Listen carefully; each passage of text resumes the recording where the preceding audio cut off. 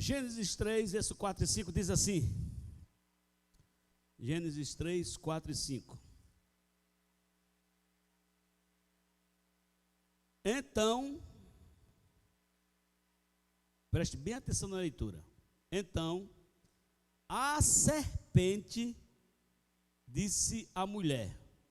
Não, vamos fazer o seguinte, vamos colocar do versículo primeiro. Vamos ler do versículo primeiro. Para ficar mais compreendido. Apesar de conhecermos bem esse texto, mas vamos relembrá-lo e aprender coisas novas. Mas a serpente, a o quê? Mais astuta que todos os animais selvagens que o Senhor Deus tinha feito, disse à mulher: é verdade que Deus disse, não comam do fruto de nenhuma árvore do jardim? Verso 2. A mulher respondeu à serpente: do fruto das árvores do jardim podemos comer, mas do fruto da árvore que está no meio do jardim, Deus disse, vocês não devem comer dele, nem tocar nele, para que não venham a morrer. Então a serpente disse à mulher: é certo que vocês não morrerão. Ou seja, Deus está querendo enganar vocês. Porque Deus sabe que no dia em que dele comerem, os olhos de vocês se abrirão. E como Deus, vocês serão conhecedores do bem e do mal. Curva a sua cabeça, por favor. Paizinho Santo, querido Espírito Santo, em nome de Jesus, esta palavra é tua. É a tua santa, gloriosa e preciosa palavra, que salva, que liberta, que nos doutrina, nos ensina e nos leva para o céu. Assim, amado Senhor, pedimos em nome de Jesus, que tua glória resplandeça, de maneira que possamos conhecer, ter mais conhecimento, Senhor, daquilo que tens para nos ensinar nesta noite, e que os nossos corações sejam cheios da tua glória, preparados, arados pelo Espírito Santo, para receber a boa semente que será semeada esta noite, e assim frutificar em nome de Jesus. Diga amém. Eu não vou repetir tudo, porque é muita coisa, mas eu quero lhe mostrar algumas coisas sobre o interesse da serpente, tá?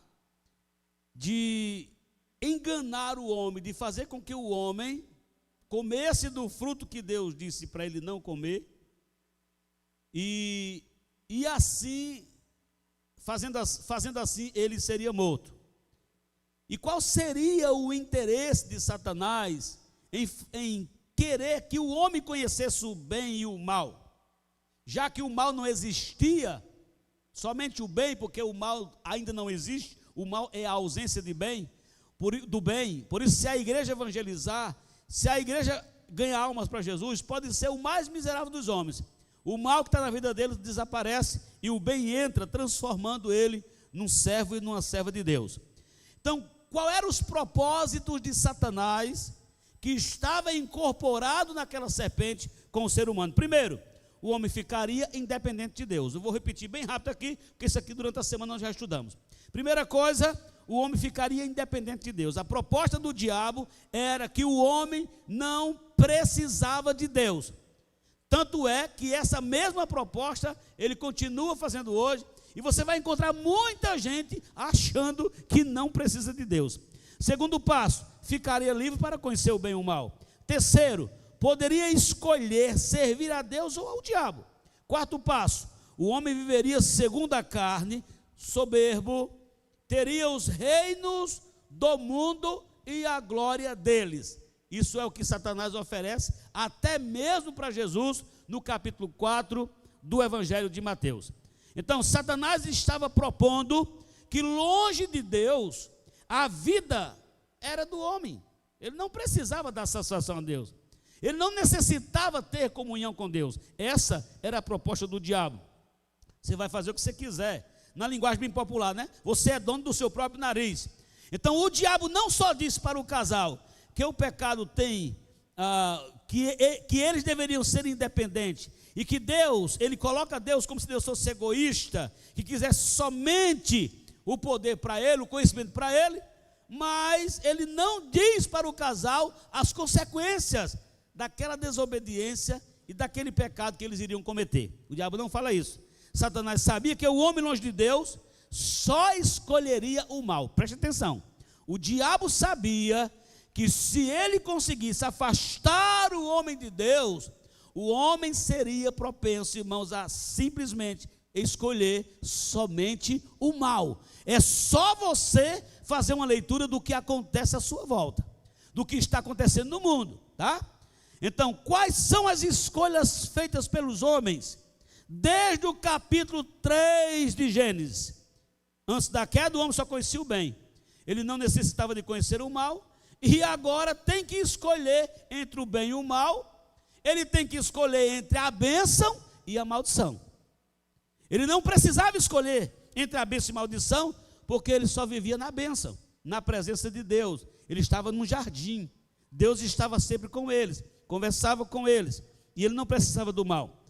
A desobediência à ordem de Deus lhe colocou numa posição que agora ele ganhou o famoso direito de escolha. Só que é um direito de escolha com Deus do lado, independente de Deus. Presta bem atenção a isso. E a desobediência do homem tornou o seu coração insensível e tirou do homem o temor do Senhor. Por isso nós temos a Bíblia ensinando o temor do Senhor. Por isso nós temos o sacrifício de Cristo na cruz do Calvário para salvar o homem pecador que por desobediência, por dar ouvido à voz do diabo, afastou-se do Senhor. Então, o homem fez, Satanás, ele fez do homem, com a sua proposta, o inimigo de Deus. O homem que foi criado à imagem e semelhança de Deus, agora Satanás, com a sua mensagem, com a sua proposta, torna o homem inimigo de Deus. Coloca aí, Tiago capítulo 4, versículo 4, de 4 a 10. Veja o que Tiago nos informa. Olha só, gente infiel, vocês não sabem que a amizade do mundo é inimizade contra Deus? Aquele, pois, que quiser ser amigo do mundo, se torna o que, irmãos? Inimigo de Deus. Ou vocês pensam que é em vão que a Escritura diz, é com ciúmes que por nós anseia o Espírito que Ele fez habitar em nós, mas Ele nos dá cada vez mais graça. Por isso diz, Deus resiste aos soberbos, mas dá graça a quem? Aos humildes. Portanto, sujeitem-se a Deus, mas resistam ao diabo, e ele faz o que, irmãos? Fugirá de vós. Diferente do que o casal fez lá no Éden, não resistiram ao diabo. Eles ouviram o que o diabo tinha para falar. Eles deixaram de obedecer a Deus para obedecer à voz do diabo. Pode passar. Cheguem perto de Deus e ele, vamos lá, cheguem perto de Deus e ele se chegará a vocês. Limpem as mãos, pecadores, e vocês que são indecisos, purifiquem o coração. Olha o verso 9. Reconheçam a sua miséria, lamentem e chorem, que o riso de vocês se transforme em pranto, e que a alegria de vocês se transforme em tristeza. O 10. Humilhem-se diante do Senhor, e Ele os exaltará. Então observe que o trabalhar do diabo foi afastar o homem de Deus, fazer com que o homem se encantasse com as coisas do mundo e assim se tornasse inimigo de Deus. O homem inimigo de Deus, ele se tornaria um desgraçado. Ele sairia da graça de Deus e aí ele ficaria debaixo da desgraça de Satanás. Desgraça é o favor de Satanás. Assim como graça é favor de Deus, a desgraça é o favor de Satanás. Agora, com o direito de escolha, segundo a proposta de Satanás, escute isso, E tendo o coração perverso, o homem tornou-se corrupto, orgulhoso, arrogante, mentiroso, presunçoso, egoísta, criminoso, invejoso, imoral, adúltero, corrupto nas finanças, no casamento, no trabalho, tornou-se um filho do diabo pela prática do pecado. Olha a proposta do diabo, era tornar o homem filho do diabo pela prática do pecado. 1 João, capítulo 3 e o versículo 8. Olha o que diz as Escrituras Sagradas. Vamos ler todos juntos? Vamos lá? 1, 2, 3. Aquele que pratica o quê? Procede de quem? Em outra tradução diz, é filho do diabo. Por quê? Porque o diabo vive pecando desde o princípio. Foi ele que afastou o homem de Deus, foi ele que foi lá e enganou a Eva. E Adão, consciente, comeu do fruto que não era para comer, desobedecendo a Deus. Então, o homem longe de Deus, suas escolhas serão sempre egoístas. Escute isso. O homem longe de Deus, suas escolhas serão sempre egoístas. Por quê? Vou te mostrar. Jeremias, capítulo 9, 17 e o versículo 9. Versículo 9 e 10. Jeremias 17, 9 e 10. O homem longe de Deus, suas escolhas serão sempre egoístas. Por quê? Olha o que o texto sagrado diz. Vamos ler todos juntos? 1, 2, 3. Enganoso é o coração, mais do que todas as coisas, e desesperadamente, quem poderá entendê-lo? Então o homem, quando se afasta de Deus, ele torna-se uma pessoa corrupta. O coração dele é enganoso, o coração dele é desesperadamente corrupto, ele é perverso.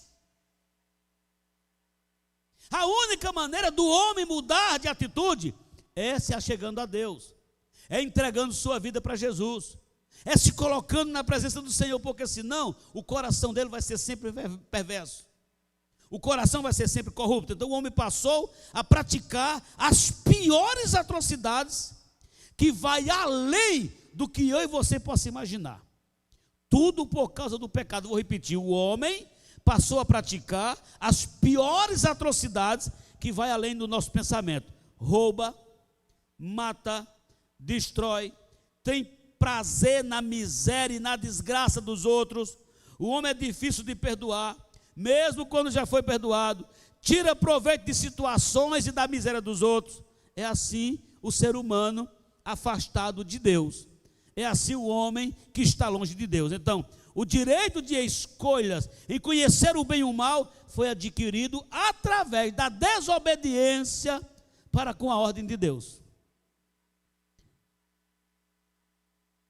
E aí vem a escolha, a atitude do homem de escolher conhecer o bem e o mal, tornou seu coração pervertido e fez ele mergulhar no pecado. Pecado sem fim. Vicioso, que quanto mais ele peca, mais ele quer pecar. Quanto mais ele faz a coisa errada, mais ele quer fazer. E aí você já refletiu como é a sua atitude diante dos problemas, diante dos desafios? Se nunca parou para fazer essa reflexão, vamos fazer a partir de hoje. Já parou, vou repetir, para fazer uma reflexão sobre suas atitudes diante dos problemas, diante dos desafios? Qual tem sido a sua atitude? O homem sem Deus, quando ele passa por essa situação, a tendência dele é sempre tirar vantagem. Mas é impressionante como o ser humano é. Quer ver uma coisa? Romanos capítulo 7, a partir do versículo 15, do 15 ao 25. Vamos ver o que está escrito em Romanos 7, versículo 15 a 25. Olha como é o homem, olha o que Paulo diz. Porque nem mesmo compreendo o meu próprio modo de agir, pois não faço o que prefiro, e sim o que detesto. Olha que coisa horrível. Vai passando, ora, se faço o que não quero, concordo com a lei que é boa. Neste caso, quem faz isso já não sou eu, mas o pecado que habita em mim. Porque eu sei que em mim, isto é, na minha carne, não habita bem nenhum. Pois o querer, o bem está em mim, mas não o realizá-lo. Paulo está mostrando que a tendência do ser humano é sempre fazer aquilo que é mal. É sempre tirar proveito das situações. Mas pode ser nas piores misérias, tem sempre lá alguém querendo tirar proveito das misérias dos outros. Vai passando. Porque não faço o bem que eu quero, mas o mal que eu não quero, esse faço. Observe que Paulo está mostrando essa guerra ferrenha contra a carne. Mas se eu faço o que não quero, já não sou eu quem o faz, e sim o pecado que habita em mim. Assim encontro esta lei: quando quero fazer o bem, o mal reside em mim. Porque segundo o homem interior, tenho prazer na lei de Deus, eu quero fazer a vontade de Deus, eu quero fazer, mas vejo nos meus membros outra lei que, guerreando contra a lei da minha mente, me faz prisioneiro da lei do pecado que está nos meus membros. É a batalha da carne contra o espírito, é a guerra ferrenha do espírito contra a carne. Aí ele diz assim: miserável homem que sou, quem me livrará do corpo desta morte? Aí ele traz a resposta, irmãos. Olha que coisa linda. Graças a Deus por Jesus Cristo, nosso Senhor, de maneira que eu de mim mesmo com a mente sou escravo da lei de Deus, mas segundo a carne sou escravo da lei do pecado. Mas Jesus Cristo, por sua graça, Ele pode nos salvar, nos libertar e nos dar vida. Quando ele chega no capítulo 8, versículo 1 e 2, olha o que ele vai revelar. Presta atenção, 8, 1 e 2. Agora, pois, já não existe nenhuma condenação para os que estão em Cristo Jesus. Porque a lei do Espírito da vida em Cristo Jesus livrou você da lei do pecado e da morte. Então só quem pode livrar o homem da maldade, do pecado, da desgraça, do inferno, é Jesus. Não há outro Salvador, não há outro meio do homem ser salvo, não há outro meio do homem ser liberto, não há outro meio do homem abandonar o pecado, se não for através de Jesus Cristo. Só Jesus. Se não for, o homem vai estar perdido. Então, quando é que o homem tão pecador, tão miserável, pode se libertar do pecado que está entranhado nele? Efésios 2, versículo 4, de 4 a 10. Mas Deus, sendo rico em misericórdia, por causa do grande amor com que nos amou, Deus sendo rico em misericórdia, e estando nós, qual era a nossa condição de vida, irmãos? Mortos em quê? Em nossas transgressões. O que foi que ele fez? Nos deu vida, juntamente com, pela graça vocês, não é porque merecemos, não é porque somos bonzinhos, não é porque fazemos obras, não, é pela graça de Deus. A salvação de Jesus Cristo, ela para mim e para você, ela é de graça. Eu não preciso pagar nada, mas Jesus já pagou por mim. E ele não pagou, disse o apóstolo Pedro, não foi com ouro, não foi com prata, mas foi com o seu precioso sangue derramado lá na cruz do Calvário. Assim eu tenho vida, assim ele me deu vida. Veja o versículo seguinte, o que ele vai dizer? Verso seguinte: e juntamente com ele nos ressuscitou, com ele nos fez assentar nas regiões celestiais em Cristo Jesus. Deus fez isso para mostrar nos tempos vindouros agora, a suprema riqueza da sua graça em bondade para conosco em Cristo Jesus. Porque pela graça, vamos lá, todo mundo, bem forte, 1, 2, 3. Porque pela graça vocês são mediante, e isto não vem, é dom de Deus. Não tem ninguém bonzinho, irmãos. Não tem ninguém que merecia ser salvo. Não existe um ser humano na face da terra que mereça ser salvo. Mas Jesus, olhando e vendo essa situação do ser humano, Ele vem com sua graça para que a gente possa ser salvo. Olha o versículo 9. Não de obras. Já viu alguém pregando que é pelas obras que é salvo? Que para ser salvo precisa fazer obra? Negativo. Não, eu não preciso fazer nada para ser salvo. Eu só preciso reconhecer que eu sou um pecador e que eu preciso de Jesus e que eu preciso desta graça se eu quiser morar no céu. Não de obras, para que ninguém se glorie. Versículo 10. Pois somos o quê? Feitura dele, criados em Cristo Jesus, para boas obras, as quais Deus de antemão preparou para quem? Ou para quê? Andássemos nela. Você foi salvo. Jesus disse, para ser sal da terra e para ser luz do mundo. Então, antes que alguém entenda que esta graça, ela é motivo para nós pecarmos, porque tem gente que prega isso. Nós estamos debaixo da graça. Então, mesmo pecando, no dia do arrebatamento da igreja, eu vou subir para o céu. Só se for da boca de uma onça, irmão, porque o céu da glória não. Olha o que está escrito em Romanos, capítulo 6, versículo de 1 a 4. Olha o que Paulo diz. Que diremos então? Continuaremos no pecado, para que a graça aumente ainda mais? Ele está perguntando. Você acha, porque está escrito, onde abundou o pecado, superabundou a graça de Deus. Algumas pessoas entendem que quanto mais pecado, mais graça. Não é assim não, irmão. Depois que nós chegamos ao pleno conhecimento da palavra de Deus, já não resta mais sacrifício pelo pecado, diz o escritor aos Hebreus. Que diremos então? Continuaremos no pecado, para que a graça aumente ainda mais? Olha o versículo 2, o que ele diz? De modo nenhum. Como viveremos ainda no pecado, nós que já morremos para eles?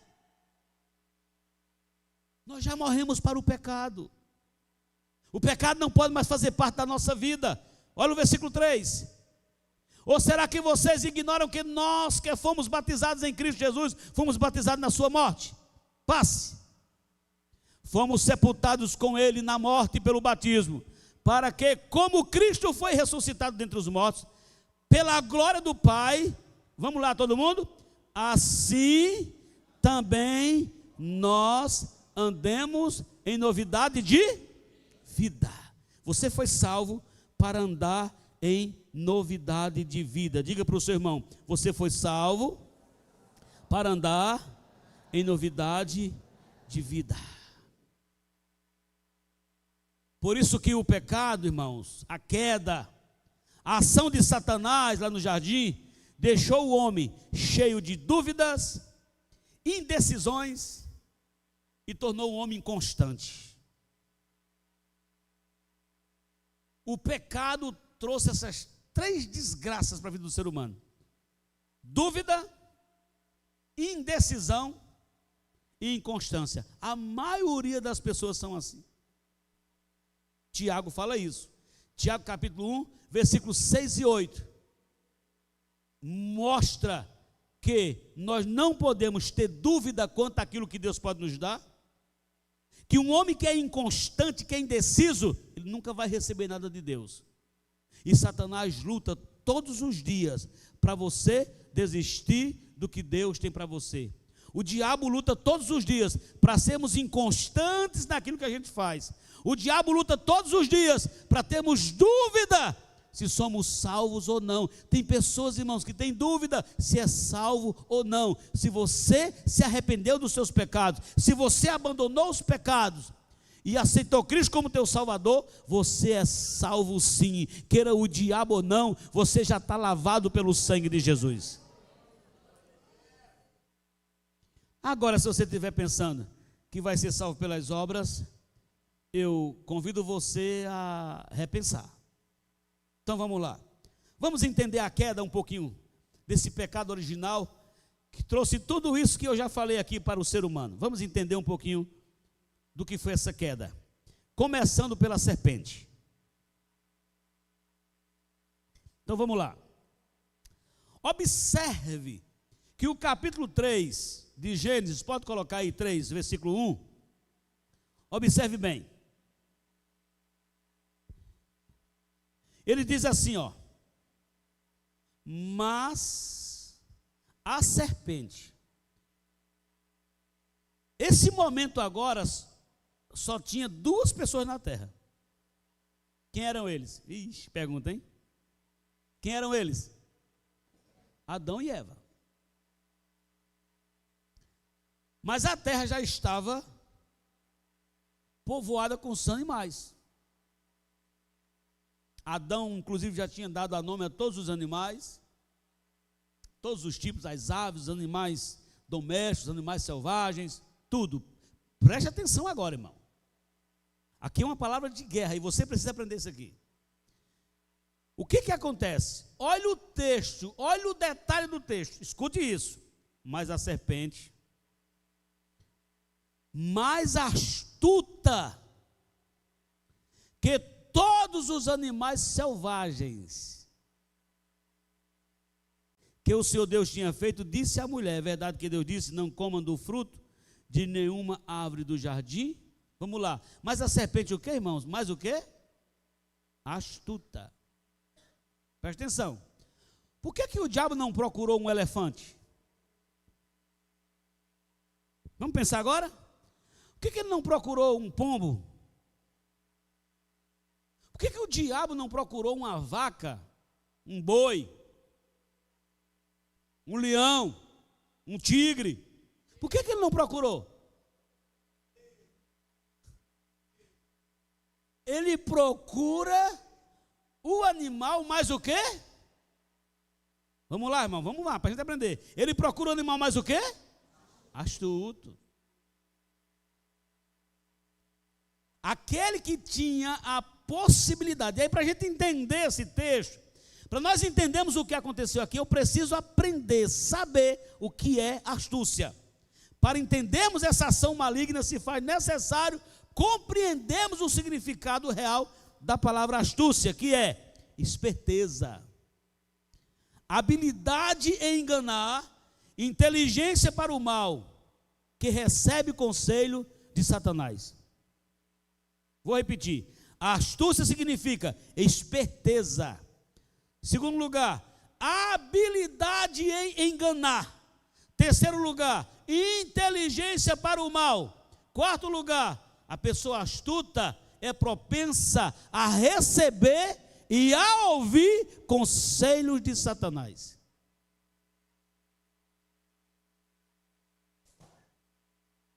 Segura a Bíblia, irmão. Está nervoso? Vou repetir. Por que Satanás procura a serpente? Porque ela, de todos os animais, era mais astuta. A astúcia significa o quê? Esperteza. Então o diabo procura os animais, já que não tinha gente, só tinha Adão e Eva, e era impossível ele incorporar ali naquele casal, porque o casal tinha muita comunhão com Deus. Ele procura o animal que é mais esperto, que tem mais habilidade para enganar, inteligência para o mal e que soube receber os conselhos de Satanás. Presta atenção aqui, ó. Lucas capítulo 20 e o versículo 21.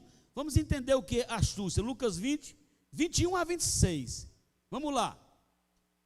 Então lhes perguntaram: mestre, sabemos que o Senhor fala e ensina corretamente. Olha que coisa, olha, preste atenção no que essa turma está falando para Jesus. Tudo o que eles estão falando é justamente o que acontece com Jesus, quem ele é, ó. Então eles perguntaram: mestre, sabemos que o Senhor fala e ensina corretamente e não se deixa levar pela aparência das pessoas, mas ensina o caminho de Deus segundo a verdade. Isso está correto, irmão? Jesus faz isso ou não? Faz. Era isso que ele fazia. Ó, Aí primeiro eles elogiam, olha o que é astúcia. Depois eles fazem uma pergunta capciosa: é lícito pagar imposto a César ou não? Mas Jesus, percebendo o quê? O que é artimanha? Astúcia. Essa turma que tinha comunicação com Satanás, e que eles procuravam pegar Jesus em qualquer, situação, em palavras, em momentos, o tempo todo, eles estavam procurando destruir a vida de Jesus. Jesus, percebendo a artimanha deles, respondeu. Pode passar, olha o que Jesus responde, como é interessante: mostre-me um denário. De quem é a figura e a inscrição? Eles responderam: de César, que era o imperador. Então Jesus lhe disse: o que foi que Jesus disse? Pois deem a César o que é de César, e a Deus o que é de Deus. Eles achavam, com a astúcia deles, que Jesus ia dizer: não, você não é para pagar imposto não, César é um explorador. Aí Jesus disse: não, de quem é a figura que está na moeda? É de César. Então vocês vão dar a Deus o que é de Deus e a César o que é de César. Passa o versículo seguinte: não puderam apanhá-lo em palavra alguma diante do povo, e admirados da sua resposta, fizeram o quê? Calaram-se. Entende o que é astúcia? Coloca Atos capítulo 7 e o versículo 19. Atos 7, 19. Estevão está contando a história de José, do povo de Deus no Egito. E aí ele já está no finalmente, diz assim: este outro rei, depois que passou o tempo, José morreu, e assumiu outro rei. Aí Estevão vai dizer: este outro rei tratou com astúcia. Tratou com o quê, irmãos? Enganando o povo, a nossa gente, torturou os nossos pais, a ponto de forçá-los a abandonar seus meninos recém-nascidos para que não sobrevivessem. Olha que coisa horrível. Faraó agiu com astúcia. Mas quem é astuto? Vamos ver o que diz Jó, capítulo 5 e o versículo 13. Ele apanha os sábios na sua própria, astúcia deles, e o conselho dos que tramam não chega a vingar. Então, a astúcia, essa esperteza, essa habilidade de enganar, essa inteligência para o mal, e esses que recebem o conselho de Satanás, vai perecer. E vamos lá. Pense bem comigo, raciocina agora. Satanás estava no jardim, tinha um casal. Quem era o casal? Adão e Eva. Tinha diversos animais, mas quem Satanás escolheu? A serpente. Qual foi a razão que Satanás usou a serpente? A astúcia. Agora eu pergunto: quem você acha que Satanás procura hoje para usar?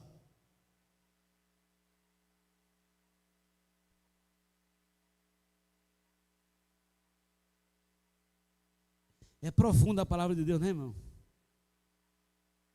Faz a gente parar, para a gente refletir. Primeiramente, não é para olhar para ninguém. Eita, conheço fulano, não. A palavra aponta para nós. A palavra não aponta para quem está na minha frente, não, a palavra aponta para mim.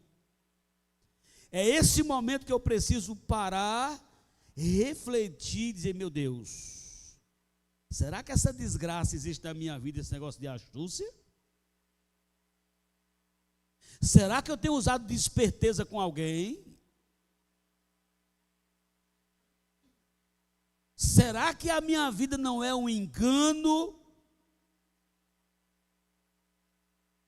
Será que eu não me alegro com a desgraça dos outros? Isso é astúcia. Aí eu preciso parar para refletir. Ou precisamos parar para refletir, porque mesmo estando na igreja, nós podemos ser um instrumento do diabo, irmão.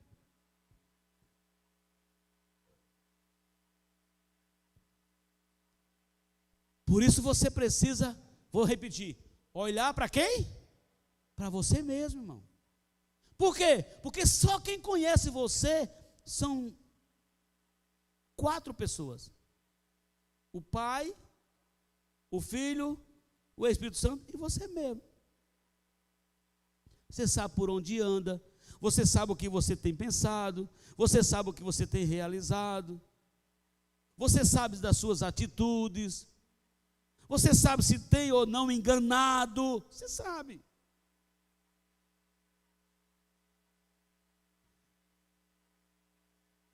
Quem você acha que Satanás procura hoje para oprimir, para incorporar, para agir através dele? Escute isso, porque o diabo nunca vai poder agir sem ter alguém para ele usar. Está lembrado lá em Gadara?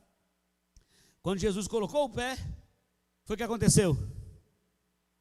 Um endemoniado veio lá e começou a bradar: Jesus, Filho do Deus Altíssimo, o que você quer aqui? Já veio nos atormentar antes do tempo. Jesus mandou ele calar: como é o teu nome? Eles responderam o quê? Legião, aproximadamente 6.000 demônios em cima daquele homem. O que a Bíblia diz? Ele corria subindo os montes, ele dormia nos sepulcros, ele se mutilava. As correntes, os grilhões não conseguiam prender ele, ele rebentava tudo, ninguém se aproximava dele. Mas quando Jesus chegou, aí os demônios fizeram o quê? Nos manda para aqueles porcos. Eles, vai! Todos eles saíram, incorporaram nos porcos, e os porcos desceram de espinhadeiro abaixo e morreram afogados na água. Presta atenção. Quando Jesus fala de uma pessoa desviada, Jesus diz assim, ó: o demônio saiu e foi para onde? Para lugares áridos, procurar o quê? Repouso. Então, para Satanás agir, para um espírito imundo agir, ele vai querer usar alguém, ele vai querer incorporar em alguém. Então, quem ele vai procurar?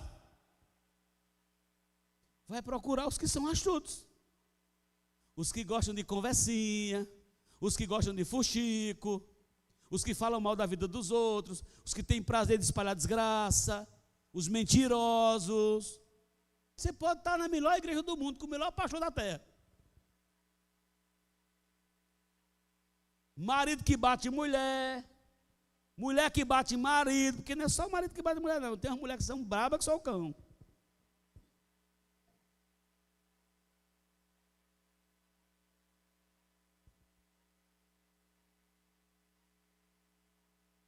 O cara que fica roubando as coisas lá da empresa onde trabalha, tudo isso, irmão. Ele vai procurar aquelas pessoas que são astutas, que têm habilidade para enganar, que é esperto para poder usar, irmão. E não tem idade. Pode ser criança, pode ser adolescente, pode ser jovem, pode ser adulto, pode ser idoso, não tem idade. Se ele encontrar um lugar, astúcia naquela pessoa, ele vai querer usar, a fim de trazer desgraça para a família, para a igreja, para a empresa, para os estudos, para a saúde emocional, a saúde física, a saúde financeira. É as áreas que ele mais toca para ver a queda, para ver a desgraça da família, para ver a pessoa derrotada.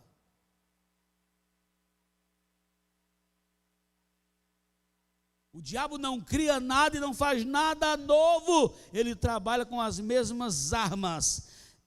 Hoje Satanás continua com a mesma ideia, só que agora incorpora e oprime pessoas que são astutas. Pessoas que guardam rancor no coração, pessoas que guardam mágoa no coração, gente que não perdoa. Meu Deus do céu, são alvos dele, irmãos. Quer ver uma coisa? Lembra do coitado do Pedro lá? Jesus disse: estão dizendo o que aí sobre mim? Aí disseram lá, Tem gente dizendo que o Senhor é João Batista, outros dizem que o Senhor é Jeremias, outros dizem que o Senhor é um dos profetas. Jesus parou, olhou para eles e disse: e vocês? Quem eu sou para vocês? Aí Pedro pulou e disse: Senhor, tu és quem? O Filho do Deus vivo.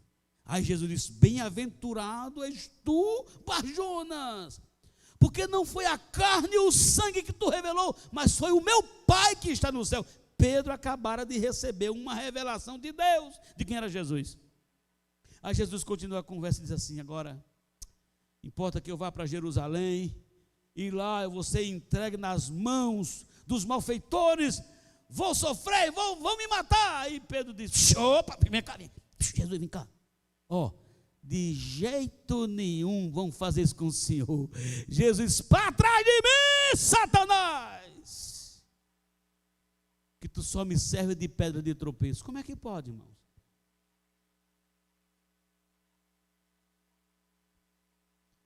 Quando você estuda sobre a vida de Pedro, você vai ver que Pedro era chuto.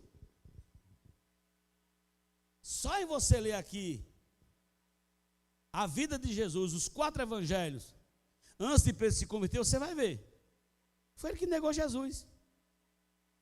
Senhor, eu estou pronto para ir para onde o Senhor for, para morrer com o Senhor. Pedro, antes que o galo cante, tu vai me negar 3 vezes. Quando prenderam Jesus, primeiro lugar que Pedro foi, para a roda dos escarnecedores, estava lá se aquentando numa fogueira e disseram assim: rapaz, tu parece que é um deles? Ele disse: eu nem vi essa praga. O texto diz que ele espraguejou, irmão, está no texto. Sei nem quem é. Aí correu. Quando chegou, disse: rapaz, mas tu é um deles, né? Porque tu fala igualzinho a ele e anda igual, até o andar de Jesus Pedro imitava. Pedro disse: eu nunca vi ele na minha vida. A terceira vez disse: rapaz, tu é um deles, eu vim, estou com ele. Ele disse: não. E começou a espraguejar. Aí Jesus estava lá sendo preso, Aí Jesus voltou a olharzão assim para Pedro. Quando Jesus olhou para Pedro, aí Pedro arrebentou-se. Diz a Bíblia que ele chorou amargamente. Foi ali que ele se converteu. Foi ali que ele aceitou Cristo de verdade. Ele passou os 3 anos praticamente andando com Jesus e não era crente. Mas naquele dia, ele aceitou Cristo como Salvador. Então, as pessoas que guardam rancor no coração, as pessoas contenciosas que gostam de contenda, de confusão, pessoas fuxiqueiras, pessoas que não perdoam, pessoas, irmãos, que mentem, todas elas são propensas a ser instrumento de Satanás. E aí, como é que ele age? Primeira coisa, através da opressão. O que é opressão? Ele age de fora para dentro. Ele está fora e ele começa a guiar a pessoa. Ele começa a dirigir, a orientar o indivíduo. Ele é mentiroso, ele é vingativo, ele tem planos, ele está na igreja, mas ele é mentiroso, é vingativo, tem planos carnais. Aí o diabo começa a orientar ele. Ele está lá cantando na igreja, lá, irmão, levanta a mão. Tem hora que ele faz umas caretas, parece que está chupando limão, ou está achando o mundo azedo, está lá. Mas o coração dele está cheio de planos malignos. Ele é vingativo, ele mente. Aí o diabo começa a oprimir ele. É a opressão, é a ação do diabo, irmãos, de fora para dentro. E tem a possessão, ele faz como a serpente. Nessa situação é o ápice do pecado. O crente já abandonou o Senhor com seus inúmeros pecados ocultos, e nesse ponto o diabo já está levando esse crente para a morte. É isso que ele faz desde o princípio. Por isso Jesus disse o quê? Ele vem para roubar, matar e destruir. Mas graças a Deus que no mesmo versículo Jesus diz o quê? Eu vim para que tenham vida e a tenham em abundância. Para encerrar, deixa eu te mostrar alguns detalhes das consequências desse pecado horrível, desse pecado que a gente chama pecado original. Primeira coisa, Jesus foi tratar com a mulher. Jesus chama Adão. Adão, onde é que você está? E ele diz: eu estou escondido. porque eu ouvi a tua voz e eu me escondi. Estou morrendo de medo. E daí, você comeu do fruto que eu ensinei para comer? Aí Adão fez o quê? Começou os problemas. Olha o que o pecado fez. Começou aí os problemas, ó. Adão disse assim: a culpa é do Senhor. Eu estava tão tranquilo. Eu estava tão feliz aqui, vivendo com as vacas, com os jumentos, os passarinhos cantando, rio passando aqui, o Senhor me deu essa mulher. Ele disse: a mulher que tu me deste. Ô irmão, o cara sabia de tudo. A ordem que Deus deu foi para ele. Mas ele desobedece. Aí Deus chama a mulher e pergunta: por que você fez isso? O que a mulher fez? Disse assim: foi a serpente. Tu viu quando a pessoa peca hoje como é que é? Foi eu não, foi fulano. Eu? Não, foi Beltrano. Eu? Não, foi Cicrano. Aí vai passando de um para o outro, irmão. É a mesma coisa aqui. Aí Deus chama a mulher e diz assim: ó, por causa disso, você vai ter sofrimento na gravidez. Gravidez era para ser a coisa mais tranquila e abençoada do mundo. Mas quantas mulheres não sofrem, irmãos, na gravidez? Porque é um castigo. Está na Bíblia. O Senhor disse assim: eu vou aumentar as dores do teu parto. O parto não era para doer, não. Alguém aqui já assistiu o parto? Tem a doutora ali que faz parto, né? Mas é a coisa mais horrorosa do mundo. Tem mulher que faz um escândalo. Aí se pegar, aquelas enfermeiras que são chatas, sofrem demais, irmão. Os médicos nem querem fazer parto normal hoje. Quando a mulher vai fazer o primeiro pré-natal, ele já marca o dia da cesárea. Porque as dores, está aqui, ó. A outra coisa, o desejo dela será para o marido. Ixi, Jesus, por isso que tem tanta briga hoje de marido e mulher. Está aí, ó. O marido a governará, misericórdia. Tudo isso consequência do pecado. Está aqui na Bíblia, ó. Resumindo, tudo isso vai ter problema sério no casamento. Se o casal não se chegar para Deus, se o casal não entregar suas vidas a Deus, se o casal não viver para Deus, o casamento vira um inferno.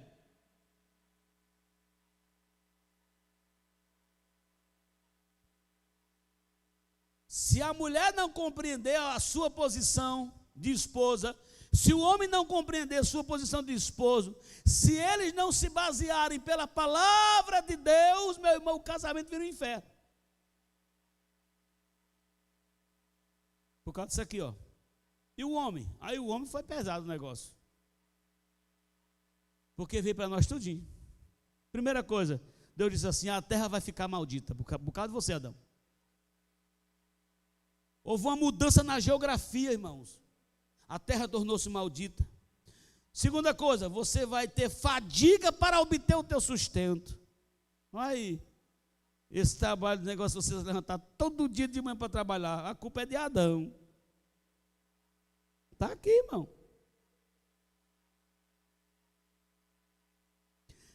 A terra vai produzir espinhos e ervas daninhas.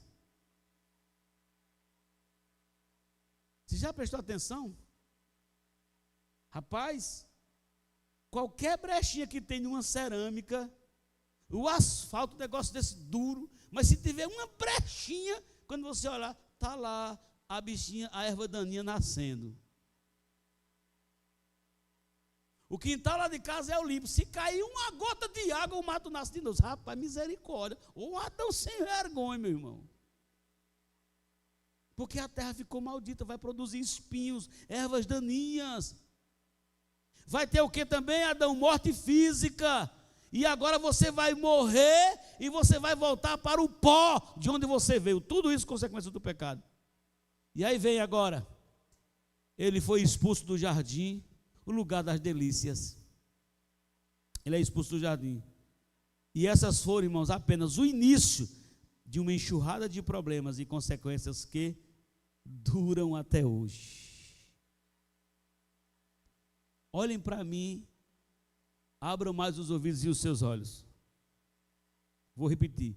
Essa foi o início, ou esses foram aqui o início de uma enxurrada de problemas e consequências que duram até hoje. Olhe para mim. Eu e você era para correr, como diz lá na Paraíba, às léguas do pecado.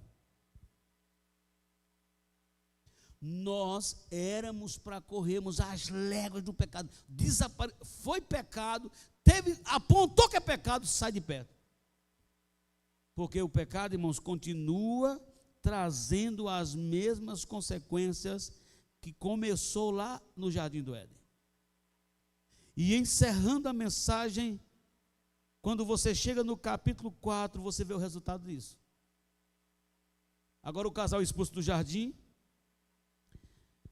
No capítulo 4 nós vamos encontrar um homem trazendo oferta ao Senhor de forma relaxada e desprezível. Quem foi? Como é o nome dele? Caim. Você vê isso em Gênesis capítulo 4, do versículo 3 ao versículo 7. Você vai ver que agora o espírito do engano e cilada entrou em Caim, porque Caim era astuto. O espírito de engano e de cilada, Gênesis 4, versículo 8. Coloca aí para você ver. Está aí, ó. Gênesis 4, 8. Caim disse a Abel, seu irmão: vamos ao campo. Ele estava armando uma cilada para ele. Aí está o espírito do engano, né? Abel achou que ele estava chamando para trabalhar, para fazer a obra. Não, ele estava chamando para matar o seu irmão. Tanto é que ele matou, está aí, ó. Estando eles no campo, Caim se levantou contra Abel, o seu irmão, e o matou. Então acontece aí o primeiro homicídio. Consequência do pecado. E esse desgraçado faz a mesma coisa até hoje, irmão. Pecado traz as mesmas consequências do início. O que Caim faz mais? Ó? Olha as consequências: ocultação de cadáver, ocultação do pecado, rebeldia e falsa inocência. Coloca o versículo 9. Olha que tanta desgraceira num texto só. O Senhor disse a Caim: onde está o seu irmão? Ele respondeu: não sei. Ocultação de cadáver. Está aí. Ocultação do pecado, irmãos. Rebeldia e falsa inocência. Olha só. Por acaso sou o guardador do meu irmão, Deus? Arrogante. Ele ocultou o cadáver do irmão. Ele ocultou o seu pecado de homicídio. E agora ele está sendo arrogante com Deus. Mesmo assim, Deus lhe dá a oportunidade de reconciliação. Olha só que coisa tremenda. O versículo 10. Está aí, ó. O Senhor disse: o que foi que você fez? Isso aí é uma oportunidade de reconciliação. Interessante, irmãos, que até hoje Deus continua, enquanto ele não voltar, ele continua dando oportunidade de reconciliação, de pessoas se reconciliarem com Deus, de revelarem seus pecados. Há tempo, porque a porta da graça está aberta. E a única coisa que sustenta a pessoa de não se reconciliar com Deus é exatamente a ocultação do pecado. Foi o que Caim fez. Ele ocultou o pecado dele, eu não sei não. O que foi que você fez, Caim? Aí Deus diz assim, ó. Aí vem agora a revelação desse pecado oculto. Porque Deus vai dizer: a voz do sangue do seu irmão clama da terra a mim. O Senhor está mostrando que não adianta ocultar pecado, mas cedo ou mais tarde ele vai ser revelado. Caim fez o que o profeta Isaías mais tarde revelou em seu livro, no capítulo 59, versículo 5. Isaías 59, 5. Olha o que Caim fez. Preste atenção a isso, irmãos. Nós estamos encerrando. Olha só. Olha só. Chocam ovos de cobra e tecem teias de aranha. Quem comer os ovos morrerá, e se um dos ovos é quebrado, sai uma víbora. Caim passou a gerar cobras. Caim passou a gerar pessoas, irmãos, malignas. Dele vai sair uma geração maligna. E você vai ver o que acontece aqui. As consequências da mentira, da maldade, da inveja, da rebeldia, do seu pecado oculto. Ele fez exatamente o que Isaías está dizendo aí. Por que ele fez isso? Você vai ver logo em Gênesis, no capítulo 4, e o versículo 17. Olha só. Gênesis 4, 17. Olha o que vai acontecer aí, ó. Olha o que Caim gerou. E Caim teve relações com sua mulher. Ela ficou grávida e deu à luz Enoque. Caim edificou uma cidade e a chamou de Enoque, o nome de seu filho. Vai passando. E Enoque nasceu, a Enoque nasceu Irade. Irade gerou Meujael. Meujael gerou Metusael. E Metusael gerou Lameque. Olha agora. Lameque tomou para si. Isso nunca teve aprovação de Deus, não, irmão. Começou a poligamia, Lameque. Ele gera cobra. O pecado, se não tiver arrependimento, vai gerar pecado, irmão, não tem jeito. Ele gera. Lameque passa a ser um desobediente, um arrogante. Então a poligamia, e preste atenção aí, ó. Ele tem duas esposas, o nome de uma era Ada e o nome da outra era Zilá. Passa o versículo seguinte. Ada deu à luz a Jabal, que foi o pai dos que habitam em tendas e possuem gado. Vamos lá para o versículo 23. E Lameque disse às suas esposas, olha só, Ada e Zilá, ouçam o que eu digo, vocês mulheres de Lameque, escute o que eu passo a dizer. Matei um homem porque me feriu, e um jovem porque me machucou. Aí os homicídios já estavam soltos.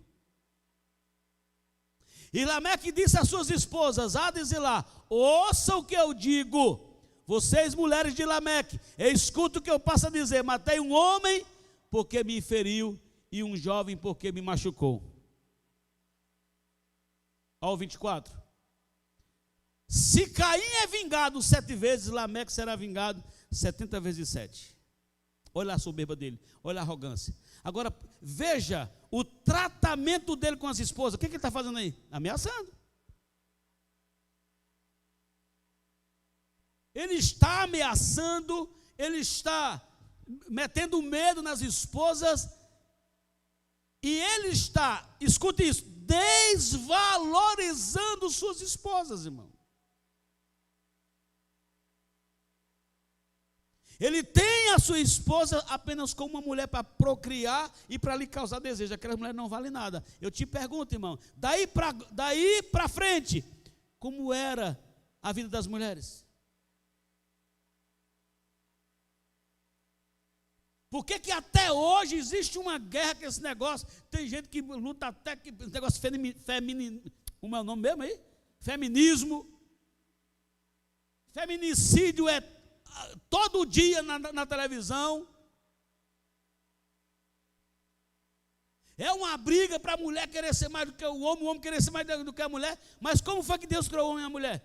A Bíblia diz que Deus criou o homem e a mulher e os abençoou. A bênção é para os dois. A mulher, a importância que o homem tem para Deus é a mesma importância que a mulher tem. O valor que o homem tem para Deus é o mesmo valor que a mulher tem. Mas o pecado tirou isso. A partir de Lameque, os homens passaram a ter várias esposas. Desvalorizavam as mulheres. Tinham as mulheres como terreno fértil, somente isso. Só serviam para procriar. Quando paravam de ser férteis, então era jogada de lado. Era assim que era tratada as mulheres, irmão. E infelizmente, até hoje, a gente vê isso acontecer. Todo dia é notícia de que o companheiro matou a esposa na frente dos filhos. É uma tristeza, irmãos, é um negócio que não tem, assim, não dá nem para você ver isso, é miserável. E não foi assim que Deus fez. Deus fez o homem e a mulher, amou os dois e abençoou os dois para sempre. Diante de tudo isso, Jesus Cristo, o Senhor, Ele veio para religar o homem a Deus. Jesus Cristo veio para trazer de volta o homem que se havia perdido. O homem que afastou-se de Deus, que laçado pelas algemas de Satanás, preso pelas ciladas do diabo, agora Jesus vem para libertá-lo. Porque Deus amou o mundo de tal maneira que deu o seu Filho unigênito, para que todo aquele que nele crê não pereça, mas tenha a vida eterna. Para encerrar, coloque Efésios 2, a partir do versículo 1, para você ver o que Jesus fala, o que Paulo fala sobre nós. Ele diz: Ele lhes deu vida quando vocês estavam mortos. Aonde? Em suas transgressões e pecados. Sabe o que isso nos alegra, irmãos? É que você não é obrigado a viver em pecado. Você pode ser liberto. Você pode resolver seguir a Cristo. Olha o que ele diz mais, verso 2. Nos quais vocês andaram no outro tempo, segundo o curso deste mundo, segundo o príncipe da potestade do ar, do espírito que agora atua, aonde? Nos filhos da desobediência. Paz. Entre eles também nós todos andamos no passado, segundo as inclinações da nossa carne, fazendo a vontade da carne e dos pensamentos, e éramos por natureza filhos da ira, como também os demais. Passe. Mas Deus, vamos lá, 1, 2, 3. Mas Deus, sendo rico em misericórdia, por causa do grande amor com que nos amou, passe. Estando nós mortos em nossas transgressões, nos deu, juntamente com, pela graça. E agora, irmãos? E agora? O pecado já não tem mais domínio sobre as nossas vidas. Se você resolver entregar a tua vida para Jesus, se você resolver reconciliar-se com Deus, se você resolver abandonar esses pecados ocultos que são chamados de iniquidade na Bíblia Sagrada, o bom é que não importa o que fez ou o que deixou de fazer, Jesus perdoa. Ele pega o mais miserável, desgraçado, que não serve para nada, e faz com que ele se assente entre príncipes. Quando Ana recebe a grande vitória dela, ela faz um cântico ao Senhor. E uma das frases do cântico é essa: Ele tira do monturo o necessitado, Ele tira do meio do lixo, e faz com que ele se assente entre príncipes. Quer ver a prova disso? Olhe para quem está do seu lado aí, olhe. Essa pessoa, se for uma mulher, é uma princesa. Se for um homem, é um príncipe. Porque nós somos filhos do Rei dos Reis e Senhor dos Senhores. Amém! Aplauda o nome de Jesus bem forte. E vamos ficar